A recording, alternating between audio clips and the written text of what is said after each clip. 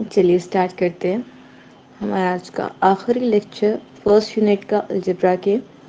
उसके बाद एक बात ये भी आ जा रही है कि आपके पास फर्स्ट यूनिट का सारा डेटा अवेलेबल है ऑनलाइन, उसका सोल्यूशन भी अवेलेबल है और क्लैरिफिकेशन एक्सप्लेनेशन भी अवेलेबल है। तो आपका फर्स्ट यूनिट एक दो चार दिनों में या फिर एक हफ्ते में प्रिपेयर हो जाना चाहिए एग्जाम के पॉइंट ऑफ व्यू से। चलिए स्टेटमेंट देखिए, एवरी सब group of cyclic group is cyclic.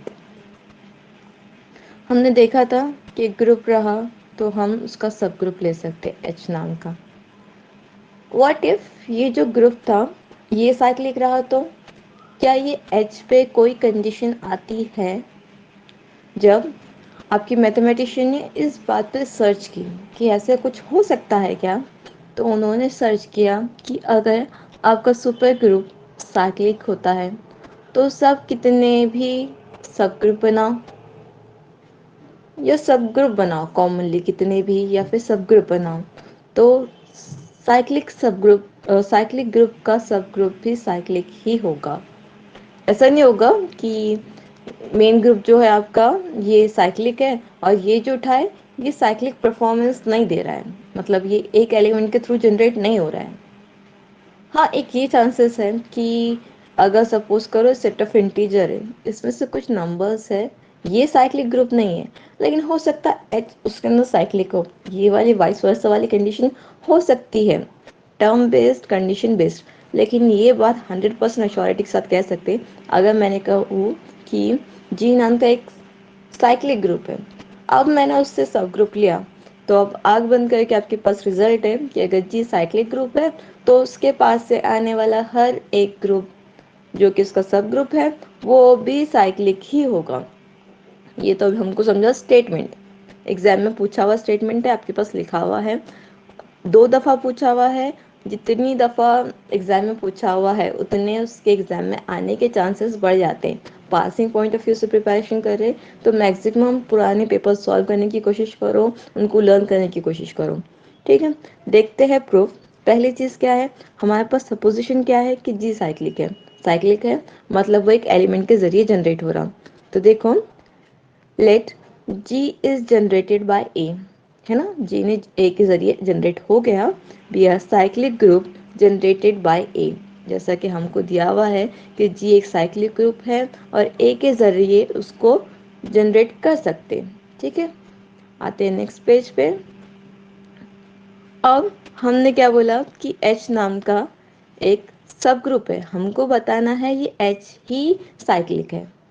तो अब देखो, सब ग्रुप है, सब ग्रुप के पास दो चांसेस रहते, एक तो इम्प्रॉपर जहां पर इक्वल के चांसेस रहते और एक रहता प्रॉपर सब ग्रुप।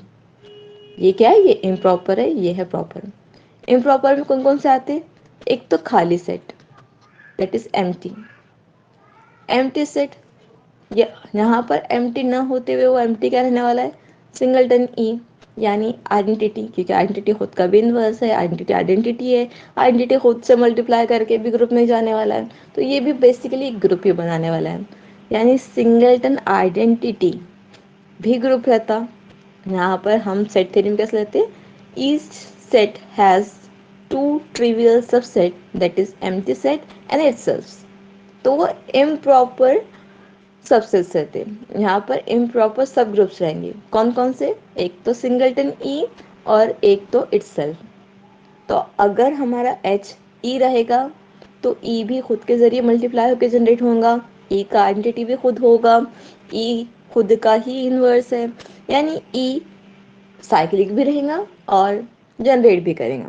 तो यहाँ पर हमारा प्रूफ खत्म हो जाता कि अगर H इक्वल टू सिंगलटन ई आ गया तो ये ट्रिवियली साइक्लिक ग्रुप रहेगा। ठीक है, व्हाट इफ अगर हमारा H पूरा के पूरा जीच है, उसके अंदर है लेकिन कैसा, ये पूरा का पूरा जीच है, जैसा कि मैंने कहा ना कि हर एक सेट का सबसेट वो खुद भी होता है, उसी तरह हर एक ग्रुप का सब ग्रुप ट्रिवियली वो खुद भी होता है। तो अगर H ही जी है तो फिर जी अगेन एक साइक्लिक ग्रुप है, एक ही जरिए जनरेट हो रहा, तो ये प्रूफ करने की जरूरत नहीं है हमको कि ये भी साइक्लिक है। ठीक है, ये वाले केसेस में हमारा ट्रिवियली होल्ड हो जा रहा, that is H is generated by singleton E and H is generated by A if H is equals to G. यहाँ पर हमारा केस प्रूफ। लेकिन इतना आसानी से हमको मार्क्स नहीं मिलने वाले। तो अब दूसरा केस भी है। अगर ये ट्रिवियल सब ग्रुप न होते हुए, इम्प्रॉपर सब ग्रुप ना होते हुए प्रॉपर सब ग्रुप रहा, तो प्रॉपर सब ग्रुप रहा तो फिर वो सिंगलटन आइडेंटिटी के साथ इक्वेट नहीं करेगा, जी के साथ इक्वेट नहीं करेगा। मतलब अब कुछ नया होगा। क्या नया होगा देखिए, that is H S proper सब ग्रुप ऑफ जी। हमने सपोज कर लिया अब एच ना हमारा सिंगलटन ई है, एच ना हमारा जी है, ये ना होते हुए एच है हमारा प्रॉपर सब ग्रुप। अगर वो प्रॉपर सब ग्रुप है तो हमने एक एलिमेंट लिया x belongs to h, h के पास एक ऐसा एलिमेंट जो कि e तो नहीं है, ठीक है, e नहीं है। क्योंकि अगर e रहा तो फिर अगेन वो सिंगलटन वाला चांसेस आ जाता। तो हमने e ना लेते हुए क्या किया, पहली बात हमने लिया h के पास से एलिमेंट। h सब ग्रुप है किसका, g का। बेसिकली वो है सबसेट है g का। तो हर एक एलिमेंट जो h के पास रहेगा, सपोज कीजिए ये आपका g है, पूरा के पूरा ग्रुप, यहाँ पर छोटा सा मेरे पास ये h है। अगर मैं बोली ये x इस h का हिस्सा है तो ये डेफिनेटली इस g का भी हिस्सा है। तो हर एक एलिमेंट जो h के पास जाएगा वो g के पास जाएगा ही जाएगा। क्यों, क्योंकि g सुपर ग्रुप है। अगर h सब ग्रुप है तो g सुपर ग्रुप है। और g के हर एलिमेंट कैसे दिखने वाले हैं, a raise to some i के फॉर्म में। क्यों, क्योंकि g जनरेट हो रहा है a के जरिए, यानी a ही कुछ मल्टीप्लिकेशन कुछ नंबर के साथ अरेंजमेंट करके g का हर एक एलिमेंट देने वाला है। तो ये x कैसे दिखेगा, a रेस टू i के फॉर्म में, जहाँ i हमारा इंटीजर है, कोई मसला नहीं, ठीक है, यहाँ तक कोई दिक्कत नहीं। चूंकि हमारा h सब ग्रुप था, सब ग्रुप था, हर एलिमेंट का उसके पास इनवर्स था, तो ये x इनवर्स भी h के पास ही जाएगा, जाएगा। मतलब क्या हुआ, x inverse equal to a raise to minus I, ठीक है, दोनों साइड मैंने इनवर्स ले लिया। तो ये x equal to a raise to I क्या बन गया, x inverse equal to a raise to minus I. अब क्या हुआ देखो, the exactly one of i और माइनस आई आर पॉजिटिव। अगर देखो ये या तो क्या होगा, नेगेटिव रहेगा एक बार, या तो माइनस आई नेगेटिव रहेगा या फिर प्लस आई नेगेटिव रहेगा। क्योंकि बेसिकली क्या होने वाला है, यहाँ पर इन्वर्स लेने वाले हैं। अगर ये वाला आई अगर नेगेटिव का है, माइनस आई अगर नेगेटिव है तो माइनस आई क्या होने वाला, पॉजिटिव होने वाला है। क्यों, क्योंकि वो एक दूसरे के इन्वर्स है, कैसे भी करके हमको उनको कैंसिल करना है उस लिहाज से। क्यों, क्योंकि अगर देखो सपोज करो ये आई की जगह मैं बोलती हूँ 3 है, तो a raise to minus three हो जाएगा, ये a raise to three plus three minus three, a raise to zero, यानी a raise to zero is again e, आपको e आने वाला है। तो एक i पॉजिटिव होने वाला है, एक i नेगेटिव होने वाला है। अब हो सकता है ये i माइनस थ्री है तो ये माइनस आई प्लस थ्री होना 100% ज़रूरी है। Minus of minus say that is plus three. वही चीज़ आपने उसको क्या किया, हमारे एग्जामिनर को समझेंगे नहीं, पेपर चेक करने वाले को, तो हमने क्लियरली लिख दिया। Hence, there exists at least a positive integer m such that b is equal to a raised to m belongs to h।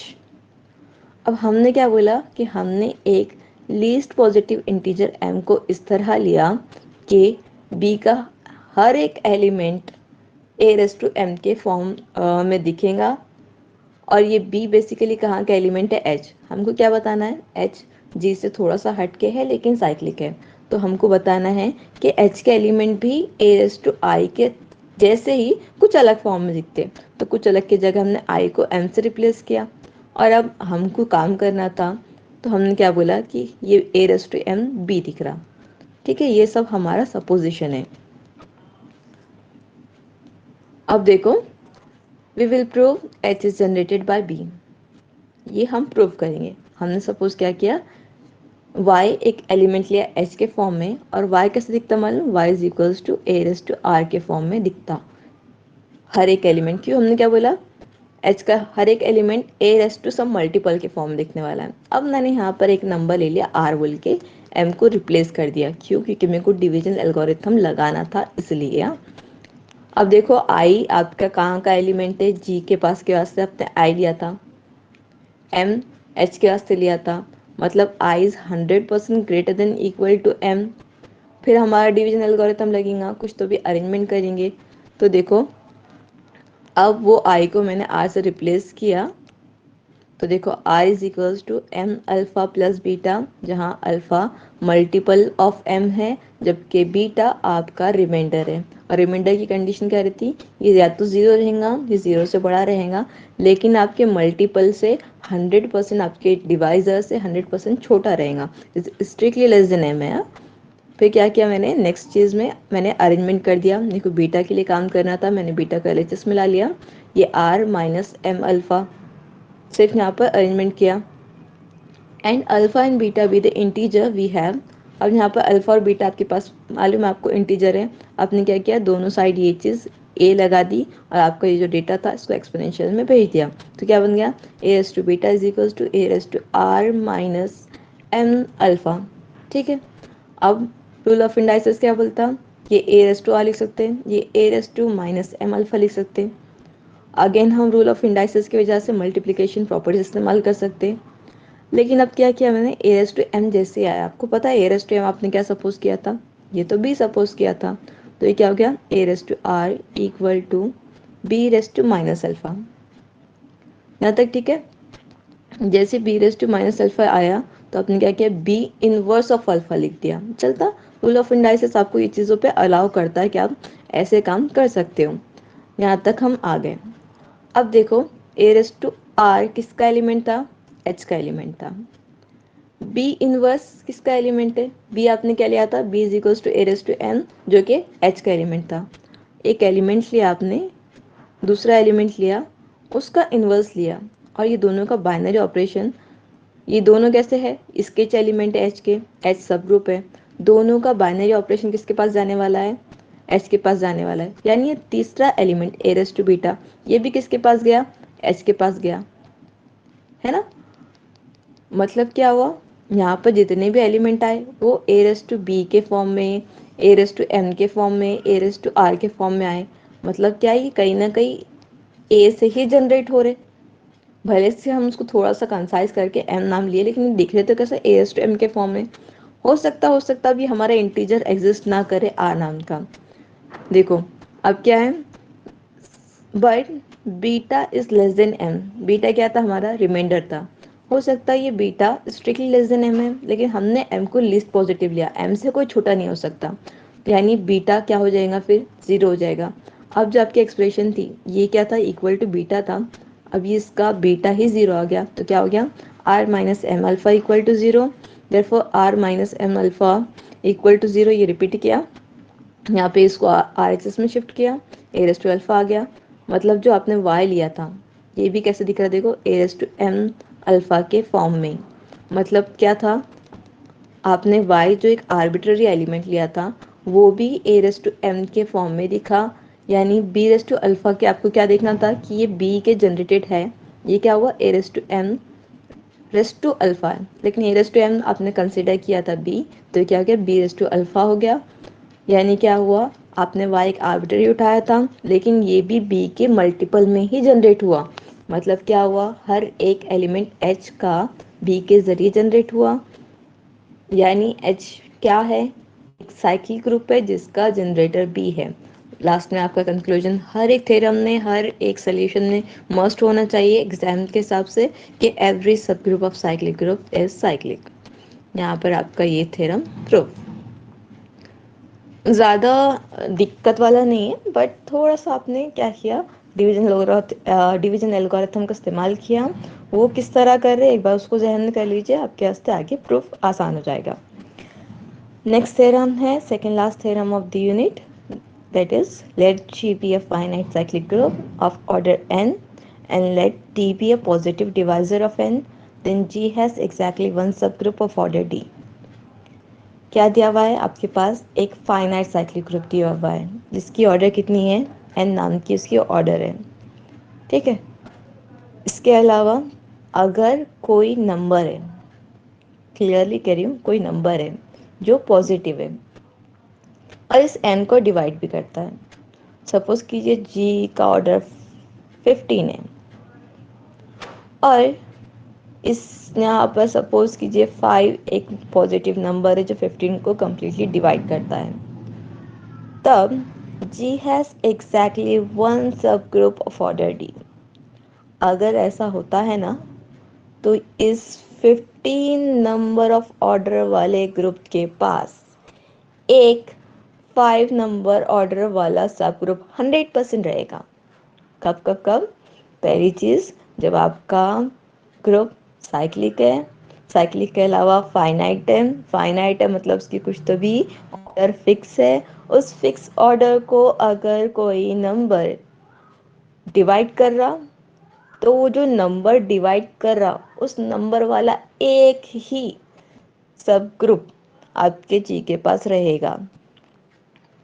Exactly one दिया हुआ है, मतलब आपको यहाँ पर उसकी यूनिकनेस भी प्रूफ करनी है। देखिए proof, let ji be a finite cyclic group of order n, जैसा आपके पास दिया हुआ है, therefore order of g equal to n and d is a positive divisor of n, ये भी दिया हुआ है आपके पास। तो लिखा हुआ है फिर, to show that g has exactly one subgroup of order d, हमको प्रूफ करना है कि g के पास एक सब ग्रुप है जिसकी ऑर्डर 1 है और वो एक कुंता एक है, उसके अलावा कोई और नहीं है।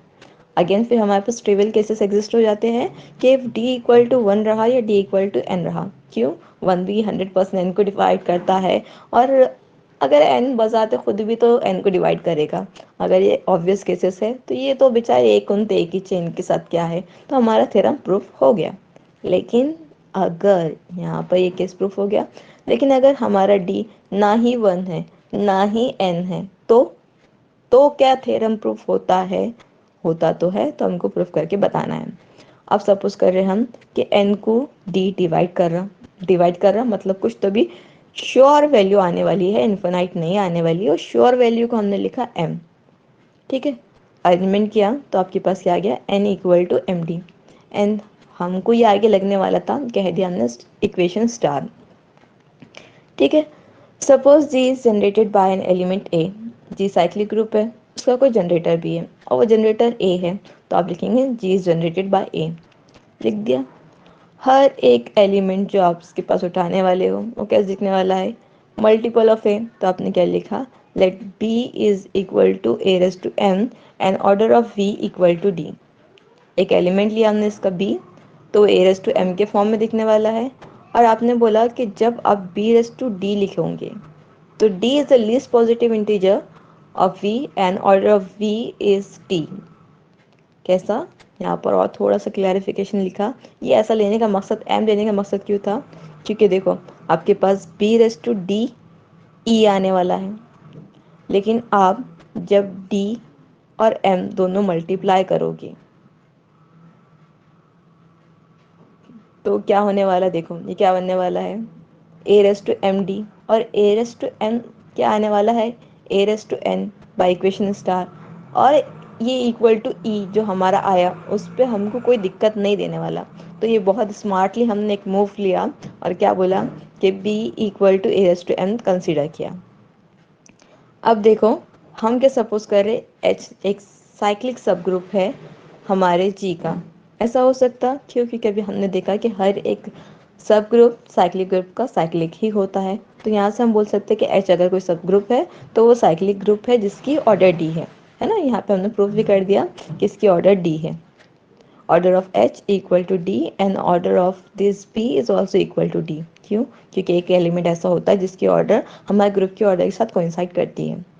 अब देखो इसको हमने इक्वेशन 1 कह दिया। Now to show that the uniqueness of group, हमारे पास आ गया कि एक ग्रुप रहता है जिसकी ऑर्डर डी रहती है, ये तो आ गया, लेकिन अब हमको बताना है कि एक ही है, इसके अलावा और ऐसे कोई आने वाले नहीं है, तो अब हमको यूनिकनेस बताना है। Now to show the uniqueness of subgroup, suppose K be the subgroup of G such that order of K equal to D. हम क्या सपोज कर रहे, एक के नाम का सब ग्रुप है जी के पास जिसकी ऑर्डर अगेन डी है। अब हमको बताना है ये के और एच इक्वल है। यूनिकनेस बताने का तरीका क्या है, हम दो लेते बाद में देखते कि इनकी प्रॉपर्टीज कोइंसाइड कर दी, मतलब ये दो नहीं ये एक ही है। ठीक है, तो अब देखिए proof, let ji be since G is cyclic so K is cyclic, के भी सब ग्रुप है, साइक्लिक सब ग्रुप का सब ग्रुप भी साइक्लिक होता है, तो आपके पास ये भी आ गया कि के साइक्लिक है। सपोज के इज जनरेटेड बाय एलिमेंट सी, अब साइक्लिक है तो कोई एक एलिमेंट के जरिए जनरेट भी होगा, तो हम क्या सपोज कर रहे हैं कि के सी के जरिए जनरेट हो रहा, तो each element will represent as C equal to A raise to K, same वैसे ही पुराना कंसेप्ट जैसा हमने किया।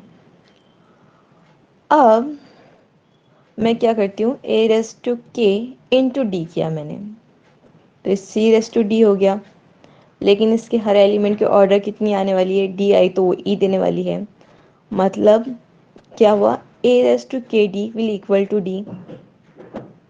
लेकिन आपको पता है कि ए की सर पे अगर ई कब आएगा, या ए की ऑर्डर कितनी है, एन है, तो आपको पता है, फिर यहाँ से आप क्या बोलेंगे, क्योंकि एन लीस्ट पॉजिटिव इंटीजर था, तो ये एन मस्ट डिवाइड दिस के डी मल्टीपल में हो सकता है, लेकिन एन सबसे छोटा ही हमको पता है।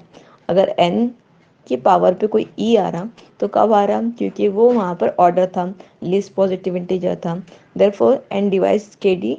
लेकिन आपको पता है इक्वेशन स्टार क्या बोलती, N is equals to M D, तो this M D must divide K D. अब क्या हुआ, ये डी डी यहाँ से कैंसिल हो गया, this implies M divides K, M divides K मतलब K is divided by M exist कर रहा, हो सकता है ये इक्वल टू है पी के, तो यहाँ पर क्या आ गया, K is equals to M P. ठीक है, नेक्स्ट लाइन देखिए, काफ़ी इंपॉर्टेंट है, this shows that A raise to K which is belongs to के का हर एलिमेंट का जिक्र निकालता हम आपको A raise to K form में, तो A raise to K can return as K, यहाँ पे क्या है, K equal to M P. हमने रूल ऑफ इंडाइसिस इस्तेमाल किया, ए raise to M into P किया, लेकिन ए रेस टू एम किसके एलिमेंट थे, एच के, मतलब क्या हुआ, हर एलिमेंट जो के का लिया वो किसके पास चला गया, एच के पास चला गया। अगर वो एच के पास गया तो देखो क्या हुआ कि ये के जो है ये सब ग्रुप हो गया एच का। आपको सेट थ्योरी क्या बोलती, अगर कोई सेट, मैंने इससे पहले भी ये वाला लॉ यूज़ किया था, कि अगर कोई सेट के बीच में, दो सेट के बीच में सबसेट का रिलेशन है, के ले लेंगे हम, दैट इज के is a subset of H है, और इन सबसेट के कार्डिनलिटी इक्वल है, तो आप ये 100% कह सकते हो कि ये सेट ही इक्वल है। तो आपके पास क्या आ गया, पहली चीज़ कि ये दोनों सेट कैसे हैं, ये दोनों सेट एक दूसरे के सबसेट है, एक सुपर सेट है एक सबसेट है, और इनकी कार्डिनलिटी इक्वल है। बाय सेट थ्योरी आपको अलाउ करता कि ये दोनों सेट इक्वल है, मतलब आपने क्या किया था, आपने ट्राई किया था कि एक के नाम का भी सब ग्रुप है जिसकी ऑर्डर डी है, तो आपको क्या मालूम पड़ा, नहीं के नाम का नहीं है, के जो है वो एच के साथ ही कोइंसाइड करने वाला है, कोई दूसरा नहीं था, वही था, बस आपने उसको नाम गलत दे दिए थे। ठीक है।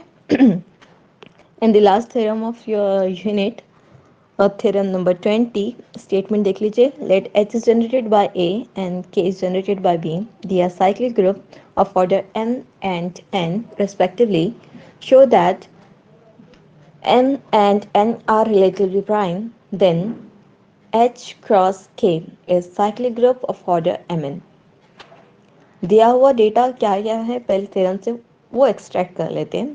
पहली चीज़ दी हुई आपको कि H एक साइक्लिक ग्रुप है जो एक के ज़रिए जनरेट हो रहा है, और इस साइक्लिक ग्रुप की ऑर्डर M है। ठीक, इतना उठा के हमने साइड में रख लिया। सेकेंड चीज़ है, आपको मालूम है के भी एक साइक्लिक ग्रुप है, इसकी ऑर्डर N है, इसको भी उठा के हमने साइड में रख लिया।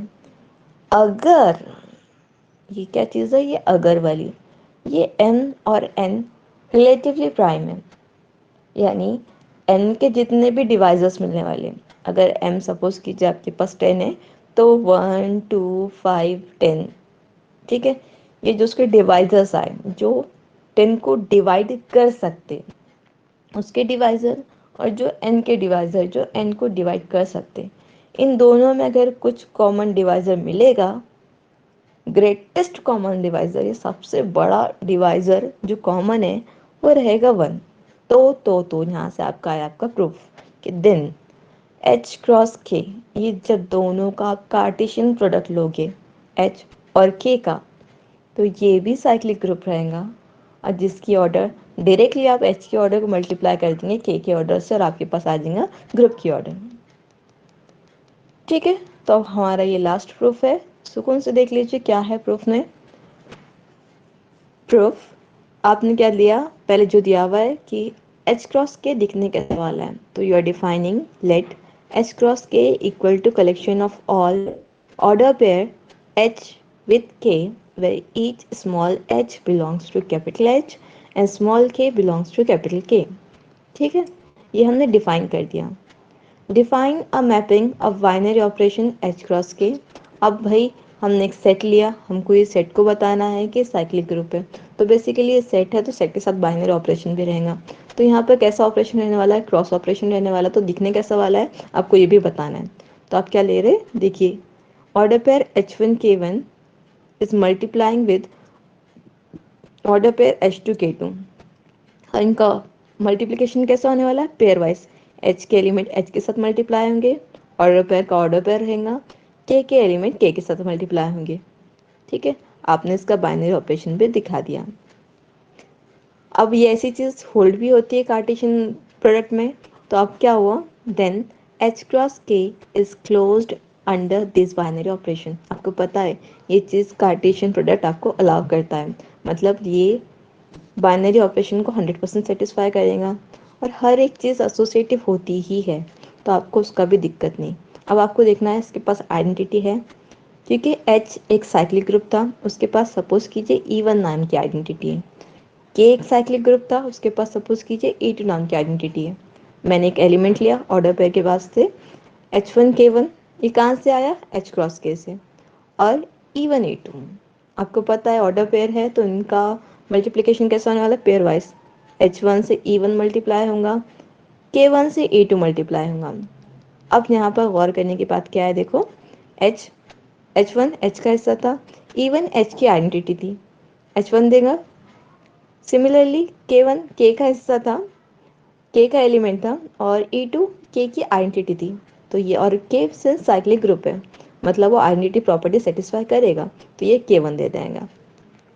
मतलब आपने जब गौर किया, जब इसको मल्टीप्लाई किया अपने लेफ्ट साइड से, तो ये क्या हुआ, आपके एलिमेंट की प्रॉपर्टी उसने बरकरार रखा, यानी उसकी आइडेंटिटी सेव किया, प्रिजर्व किया। मतलब ये चीज़ जो आई आपके ऑर्डर पेयर में E1 E2, ये है आपके आइडेंटिटी ऑफ एच क्रॉस के। यहाँ से क्लियर।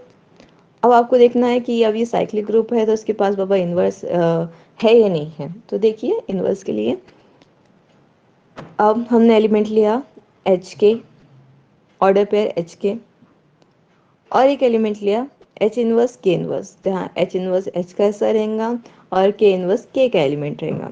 ठीक है, अब मल्टीप्लाई कर दिया, अगेन ऑर्डर पेयर के हिसाब से एच के साथ एच इनवर्स गया, के साथ के इनवर्स गया, और ये since H and H inverse are elements of H and H are cyclic group of order N, तो ये वाला सेटिस्फाई होकर आपको देने वाला है E1, क्योंकि एच की आइडेंटिटी है E1। सिमिलरली फॉर के इंटू के इनवर्स के वास्ते भी के का हिस्सा है, लेकिन ये दोनों के एलिमेंट है, और के एलिमेंट होने के साथ ये दोनों एक दूसरे के इनवर्स एलिमेंट है, के पास E2 नाम की आइडेंटिटी है, तो यहाँ पर आ जाएगा E2।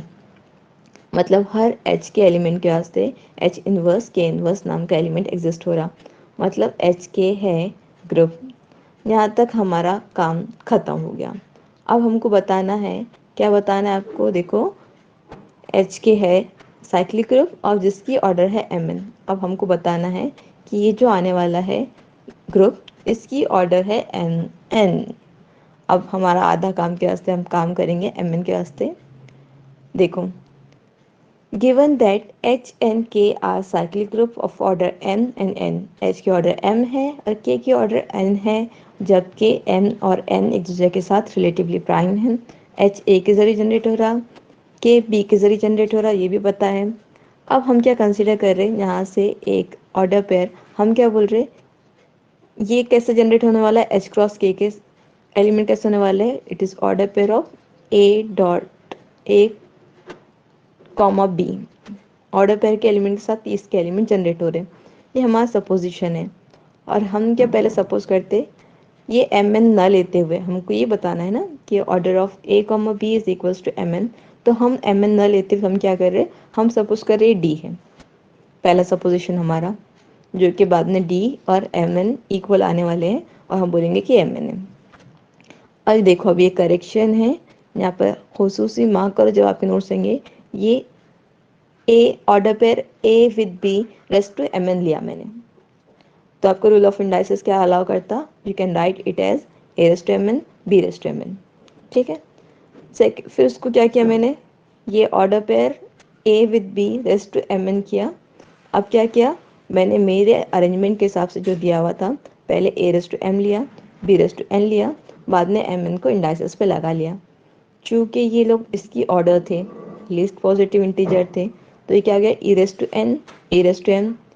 अगेन यहाँ से क्या आने वाला है,